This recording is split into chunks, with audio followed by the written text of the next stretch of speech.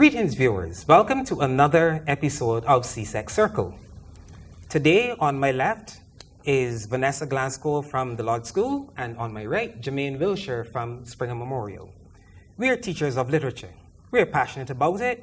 We hope that you enjoy literature too, or you will come to, and we want to help you succeed in your exams.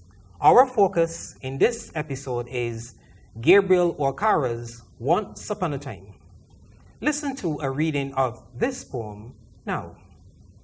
Once Upon a Time by Gabriel Okara. Once upon a time, son, they used to laugh with their hearts and laugh with their eyes. But now, they only laugh with their teeth, while their ice-block-cold eyes search behind my shadow. There was a time, indeed, they used to shake hands with their hearts. But that's gone, son. Now, they shake hands without hearts, while their left hands search my empty pockets. Feel at home. Come again, they say. And when I come again and feel at home, once, twice, there will be no thrice, for then I find doors shut on me. So I have learned many things, son. I have learned to wear many faces like dresses. Home face, office face, street face, horse face, cocktail face, with all their conforming smiles like a fixed portrait smile. And I have learned too to laugh with only my teeth and shake hands without my heart. I have also learned to say goodbye while I mean good riddance. To say, glad to meet you, without being glad. And to say, it's been nice talking to you, after being bored. But believe me, son, I want to be what I used to be when I was like you. I want to unlearn all these mutant things. Most of all, I want to relearn how to laugh. For my laugh in the mirror shows only my teeth like a snake's bare fangs.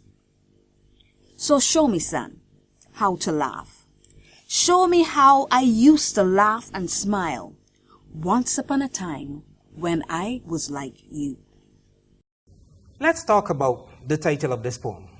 A very familiar title if you've grown up reading fairy tales, stories that may be about things that might have happened, but commonly thought to be fantasy products of the human imagination. Tell us, Vanessa Jemaine, about the title of this poem. What are its implications? How does it relate to the actual poem itself?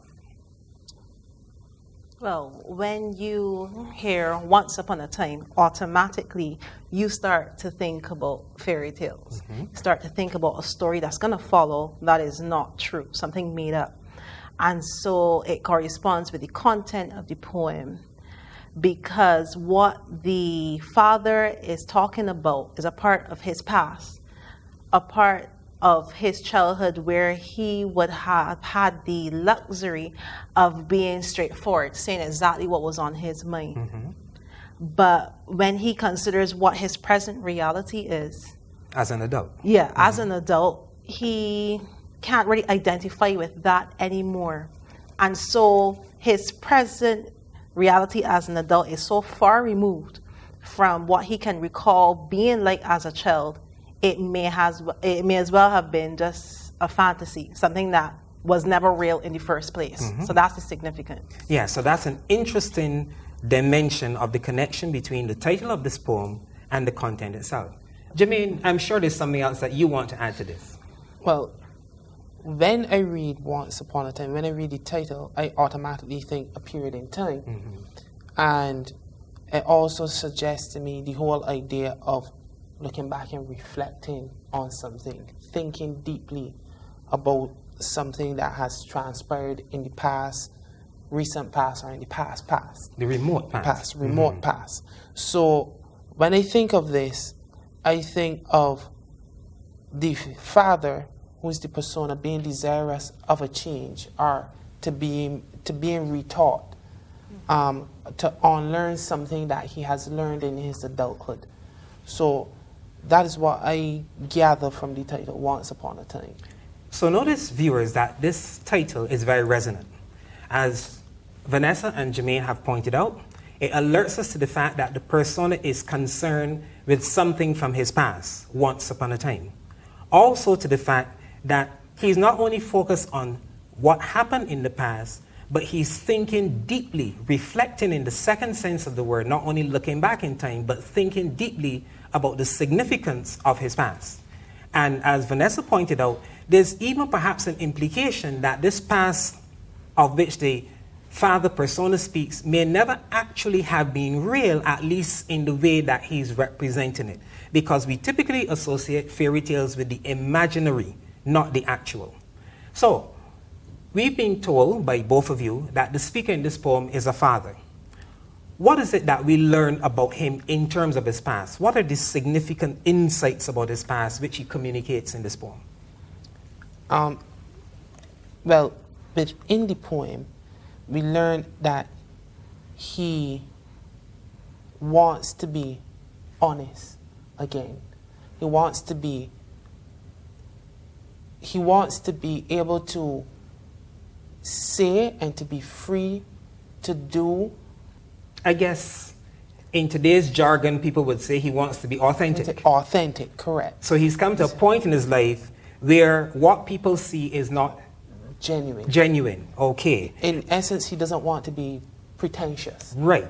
And another word we would want to share with you viewers, and we certainly want you students to use, is hypocritical. Or the 21st century equivalent of that would be politically Correct. That's right. It means what people hear from you, what they see of you, is not genuine, is not sincere. You are putting up a front. And this man who speaks in the poem to his son is concerned about the fact that that is what his life has now become. When he interacts with people, he's not genuine. Now, does he identify for us what is responsible for this insincerity, this hypocrisy, this politically correct behavior? Well, it's something that is learned. It's clear that it is an environment that he has adapted to as a matter of necessity because everyone else is doing it. So, for example, when you look at the stanza, the second stanza in particular, which begins with, "There was a time indeed they used to shake hands with their hearts, but that's gone, son. Now they shake hands without hearts, while their left hands search my empty pockets." That speaks about the insincerity of the people with whom he associates. So as a result, he has adjusted in order to survive in this calculated environment. And calculated environment. Yes. Because the people with whom he is interacting are people who have an agenda. They have designs. Yeah. They want to hold his attention visually to distract him while they are basically picking his pocket, literally and metaphorically. So as you said, he's got to adapt to his situation, otherwise he would be overwhelmed. So in a sense, he has to become like these very people. Okay? But let's go back to the previous verse, because in this second verse, he's talking about people's behavior, right? The underhand or backhanded behavior. What does he focus on in verse 1? What does he criticize about how people typically operate? As you said, they generally have an agenda. So in the first stanza, he says, "Once upon a time, son, they used to laugh with their hearts and laugh with their eyes," which suggests this whole idea of being genuine. But with the conjunction "but," he signals the shift to show that now they only laugh with their teeth. In essence, they're being fake. And then their ice block, cold eyes search behind my shadow, which means they're always looking for something. There's always an agenda. There's always something that you have, it seems, that they want. And instead of asking, they would prefer to be fake with you. So that's what he is focusing on in the first stanza, and then it leads into the second stanza to show his whole experience that has happened to him, that has made him the way he is now, which clearly, as when we go on, he doesn't like. That's why it seems to be like he's pleading with whoever he is speaking to. In this case, his son. In this case, his son, to help him to unlearn these things, which she refers to as muting. Talk to us about that word, Vanessa, muting. Muting would suggest that things are not being said, that a person is holding their peace, all right? And this is a very alarming feature of adulthood, where the father is telling his son that as you get older, the more you stifle oneself in order not to offend. And so a lot of things which ought to be spoken about, which ought to be confronted, become neglected. All right, and it is clearly a factor that he does not really approve of, yet he finds himself perpetuating a behavior that disgusts him. And this testifies to the power of what we call socialization. You may naturally be a certain kind of person, but given a particular environment, you're going to be shaped, you're going to be influenced by this environment. Even though you may be disgusted, you may be sickened by it, you recognize that it's almost inevitable. You're overwhelmed, or it's simply a survival strategy. So as you pointed out in verse 1, the persona would have talked about the insincere body language, facial expression that is part of human interaction. In verse 2, he would have talked about the actions which people have where they cheat you while pretending to befriend you. What does he examine in verse 3? What does he criticize about modern society there? The whole idea, I think he's commenting on the whole idea of manners and hospitality. Usually you would tell someone, feel at home, come again, they say. And when they come again and they feel at home once, twice, there'll be no thrice, for then I find doors shut on me. So I think he's commenting on the whole idea that this fakeness pervades every aspect of our upbringing, all right? Not only our body language, but also the social graces that are taught. And that's what comes out in this stanza, because people are not straightforward, so to speak, with us. So they say what is politically correct. Which they don't mean. But that's my question is, if I may be so presumptuous in answering, can we really survive in this world by being honest all the time? Is that one of the questions? I think that's one of the questions that Okara is bringing to the forefront right here. I guess there's a fine line between diplomacy, so to speak, and being hypocritical. And it is a challenge for each individual to navigate this fine line on his own or her own.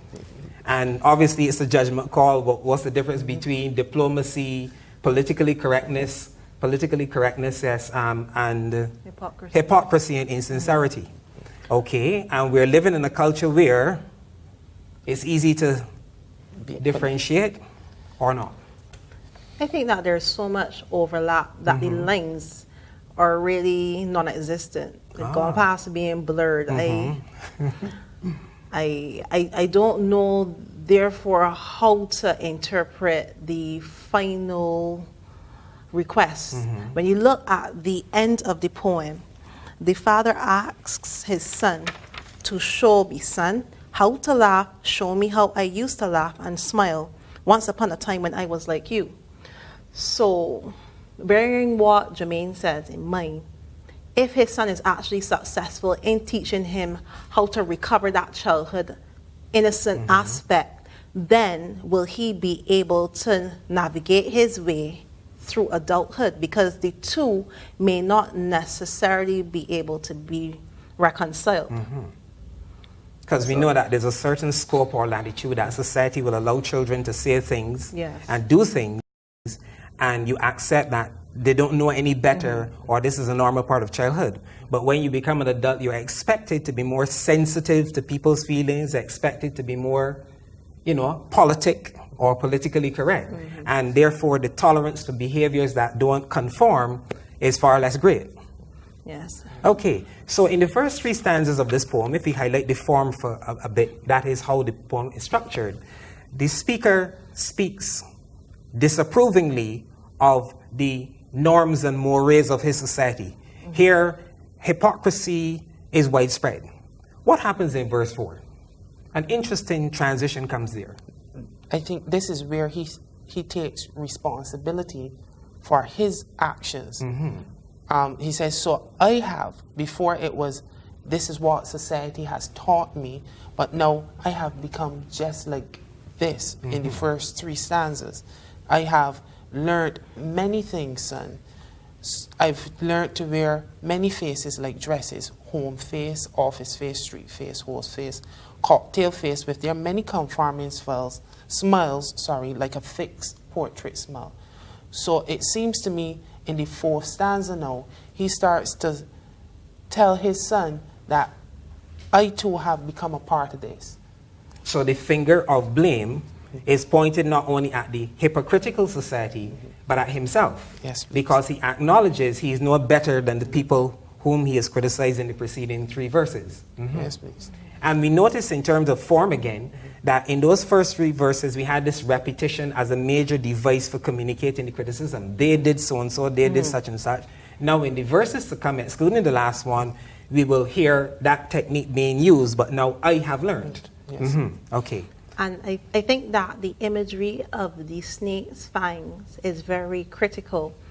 And I think it is responsible for the sense of alarm that we can sense coming out of the father. Because he says that when he looks in the mirror, that he sees his teeth, which are denied human attributes, and are actually compared to a snake's bare fangs. And snakes are traditionally associated with deceit. Right? One deceived Adam, Eve in the Garden of Eden. Yes. Yes. And in fact, we have the expression that so-and-so, such and such a person is a snake. Or there was a calypso years ago before you young people were born that went snakes in the grass. So you have people who have hidden agenda and they don't openly show you their enmity. They're lying in wait and lurking to use some underhand strategy to undo you. So I think it is admirable of the father to reach the point where he realizes necessity for introspection. And instead of looking outwardly and trying to determine how Anne is at fault and Bob is at fault, he says, well, hold on. I am not someone in isolation. So if they are problematic, I must take some share of the blame as well. All right? So in that way, it positions him then to understand how important it is for him to ask for help, so that he does not go beyond the point of redemption. All right? So I think that the poem somehow redeems itself through him humbling himself to the point where he says, all right, usually I'm the one that's supposed to instruct you. It is my role as a father to highlight the morals of life that you should embrace and practice. But I am deficient in this area. I have no problem admitting it, even though I'm supposed to be your mentor. So please, where I am deficient, please fill me up so that I can be a more balanced and decent human being. To follow that, Vanessa, you remember several minutes ago we started by focusing on the title of the poem and the fairy tale resonance of Once Upon a Time? Yeah. Now, usually fairy tales end with a positive note, don't they? Yeah. I would maintain that fairy tales, by and large, are intended not only to entertain us, but to serve a didactic purpose. You know, when you think about fairy tales, Sleeping Beauty, Snow White, Beauty and the Beast, life has good and evil elements. They're in conflict. At first, evil seems to triumph, but ultimately good wins out in the end. Cinderella does go to the ball. She gets married to the prince and lives happily ever after, while the ugly sisters and the wicked stepmother return to their ordinary lives. Yes? Yeah. Beauty does wake up after 100 years and all is well. Snow White does survive the poison apple. So fairy tales give us this consolation, as it were, that good will triumph in the end. Yes? Yeah. Does the end of this poem actually follow that formula with which the poem begins in the title Once Upon a Time? Can we say for certain that this man is going to be able to regain honest, open, and sincere relations with people, or will he continue to live a hypocritical life much as he he regrets it? Well, I think it is left open to interpretation because in the end, he's asking his son to show him a time when I was just like you. But it doesn't say that his son has shown him and he has adopted what he lost since he entered the world. Once again, I don't think that he would be able to, because society dictates that we be like this. Because if we are to succeed, there's not everything that we can say, there's not everything that we can do and be honest and forthright about it. For example, if I go to a job interview and and I'm up for a promotion or whatever the case may be, and my boss wants me to invites these two possible candidates out to spend some time with him, and I am in direct opposition to something that he does. They drink, I don't drink. What am I to do? Okay, I can't just go right out and slate him and say, well, I don't drink. So I think the poem, for me, here, I don't think that while it is that he wants to unlearn these mutant things, I think it is more at a personal level. But if he needs to continue to survive in the world, I think he will continue in this vein. That's my interpretation of it. Thank you, Jemaine. Vanessa, tell me something. In terms of the form or the way this poem is structured, it's what will be referred to as free verse or open form. Talk a little bit about the relationship between the form, that is either free verse or open form, depending on which term you prefer, and a poem in which a man is saying, basically, I'm living a hypocritical life that I wish I could change. Well, when you consider what free or open verse is, it is a type of structure that is unrestricted. It is not bound by any rigid convention. There is no rule by which you must abide in order to write it. All right? So it is very reminiscent of everyday natural conversational speech. But yet, what is at stake here is the realization that I can't continue the way that I am. And what the Father means by that, the way that I am, is by living a life of hypocrisy. What the adults are practicing is actually in direct opposition to the very definition of free verse or open verse that was just offered. So what the adults are doing is actually living by a code. It is unspoken, but yet it is intrinsic, understood, and honored by all. We do not say what we mean. We do not practice transparency in a way that we deal with other people. All right? And so by doing that, you are keeping in line. No one deviates. So you are following rules of society as unspoken as they are. You know your place, you know your lines. It's scripted. Unlike the freedom and the lack of boundaries that is a characteristic of the open or free verse style. So there's an ironic relationship then between the form of the poem and the experience that the poem presents. I would say so. So viewers, in conclusion, we want to emphasize that Gabriel Okara's Once Upon a Time is an engaging poem that presents us with a question but not the answer. The question is, how open, if at all, can anyone be living in modern society? Can we really be honest in our relations with people? Or do we need to be politically correct, tactful, diplomatic to some degree in order to survive? Is it only children who enjoy the luxury of being sincere, or can adults do this as part of their normal everyday existence too? If you've lost that openness, that authenticity, can you regain it, or is that just a dream like a fairy tale once upon a time where they live happily ever after but not in reality? think on these things. This has been another episode of CSEC Circle.